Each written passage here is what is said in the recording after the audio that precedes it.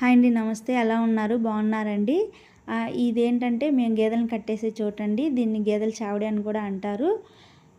అయితే మనం పాలు తాగుతాము. పాలు గేదె దగ్గర నుంచి మనకి ఏ విధంగా వస్తదో, దాని వెనకాల ఎంత చాకిరి ఉండిద్దో తెలియజేద్దాం అన్నట్టుగా ఒక వీడియో చేశానండి.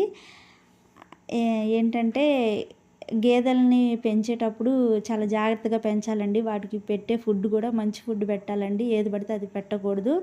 ఇప్పుడు మనం మామూలుగా మనుషులు బాలింతగా ఉన్నప్పుడు వాతం చేసిద్దని అంటారు కదండీ! అదేవిధంగా గేదెలకు కూడా వాతం చేసిద్దండి మంచి ఫుడ్ అందిపోతే. ఆ వాతం చేసిన గేదె పాలు ఎట్లా ఉంటాయంటే స్మెల్ వస్తాయి. ఆ పాలు ఇరిగిపోతాయండి. మంచిది కాదు. అట్లాగే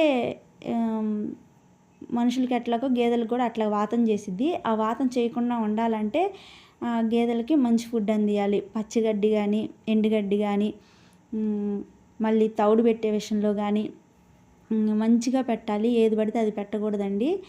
అలా పెట్టడం వలన గేదెలు పుష్టిగా ఉంటాయి, ఆరోగ్యంగా ఉంటాయి. మనకి ఇచ్చే పాలు కూడా మంచి పాలు ఇస్తూ ఉంటాయండి. అయితే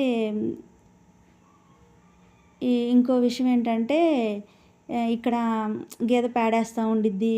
అక్కడ అంతా చెత్త చెత్తగా ఉండిద్దండి. దాన్ని ఎప్పుడు క్లీన్ చేస్తూ ఉండాలి. ఎలా పడితే అలా వదిలేయకూడదు. అది చేసేదే కొంచెం కష్టం అనిపించిద్దండి. ఇగో మా దూడ అది దున్నపిల్లండి. అది పుట్టి 40 రోజులు అయింది.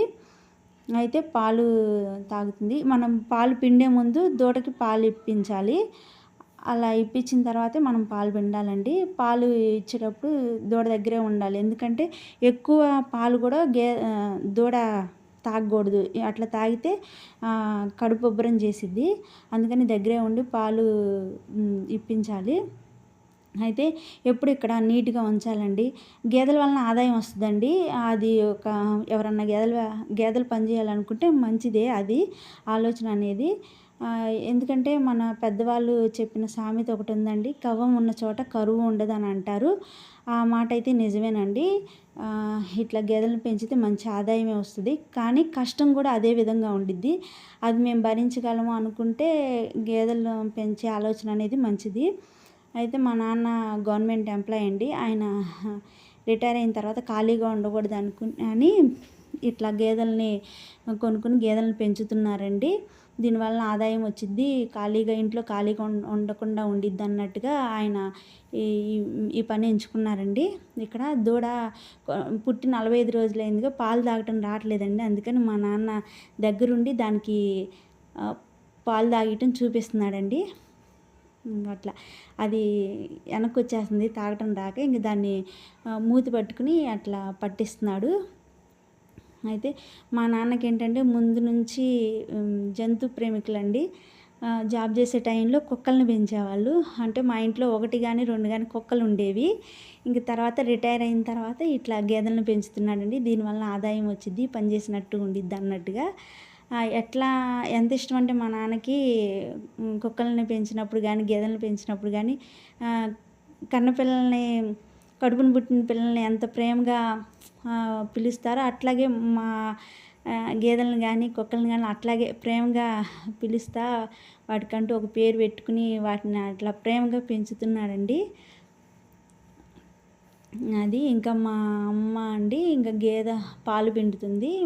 ఇంకా అక్కడ లోపల ఏదన్నా పని చేయాలంటే మా నాన్నే చేస్తాడు. అంటే పేడ తీయటం కానీ, ఆ చెత్త ఊడవటం అవన్నీ. ఇంకా అమ్మ మాత్రం పాలు తీసిద్ది. ఎందుకంటే నాన్న పాలు తీయడు. ఎందుకంటే కొన్ని గేదెలు మగవాళ్ళు పాలిస్తే ఇవ్వనివ్వంట. అయితే ఈ గేదె మరి మా నాన్న పిండితే ఇచ్చిద్దో లేదో తెలీదు. మా నాన్న అయితే పిండరు ఎప్పుడు. అంటే పిండటం కూడా రాదులే మా నాన్నకి. ఇంక మా అమ్మే పిండిద్ది. అదండి ఇంకా అట్లా పిండుతుంది. ఈవినింగ్ టైం అండి ఇది పాలు పిండటము. అందుకని పక్కన పొగ పెట్టాడు మా నాన్న. అది ఎందుకు పెట్టాడంటే ఈవినింగ్ టైంలో దోమలు వస్తాయి కదా, అలా చెత్తను తగలబెడితే ఆ పొగ వలన దోమలు రాకుండా ఉంటాయని అట్లా చెత్తని తగలబెడుతున్నారు, పొగ పెడుతున్నారు. అయితే మా చిన్నమ్మాయి అండి. మా చిన్నమ్మాయికి కూడా ఈ జంతు ప్రేమికురాలు ఒక మాట చెప్పాలంటే, ఇగో దూడతో భలే ఆడుకునిద్ది, సరదాగా ఉండిద్ది దూడతో. అట్లా అండి. గేదెల వ్యాపారం అయితే బావుండిద్దండి. చేసుకోవాలన్న ఆలోచన ఉన్నవాళ్ళు అంటే వ్యాపారం గాదు, గేదెల్ని పెంచటం అనుకునే వాళ్ళు పెంచుకోండి. అదైతే బానే ఉండిద్ది. మంచి ఆదాయమే వస్తది. అయితే ఒకసారి ఆలోచించాలి. నా కష్టం చేయగలం అనుకుంటే మాత్రం పెంచుకోండి. ఇట్లా మా అమ్మాయి అయితే ఆడుకుంటుందండి. మా నాన్నకైతే చాలా ఇష్టం అండి గేదెల్ని అట్లా పెంచుకోవటం. అందుకని మా నాన్న జాబ్ హోల్డర్ అయినా కానీ గేదెల్ని ఇట్లా పెంచుతున్నారు.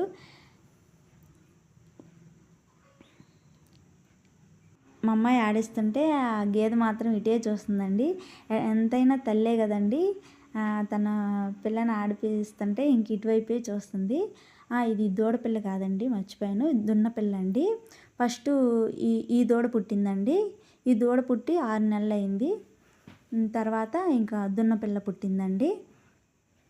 అది ఒక గేదె ఉందండి. ఆ గేదె అయితే పాలు ఇవ్వదు. ఇప్పుడు ప్రెగ్నెంట్తో ఉన్నట్టుంది ఆ గేదె. అది ఆ పొగ వలన దోమలు రాకుండా ఉంటాయండి. తర్వాత పాలు పిండిన తర్వాత వచ్చిన పాలండి ఇవి. థ్యాంక్ యూ అండి. థ్యాంక్ యూ వెరీ మచ్ నా వీడియో చూసినందుకు. Thank you.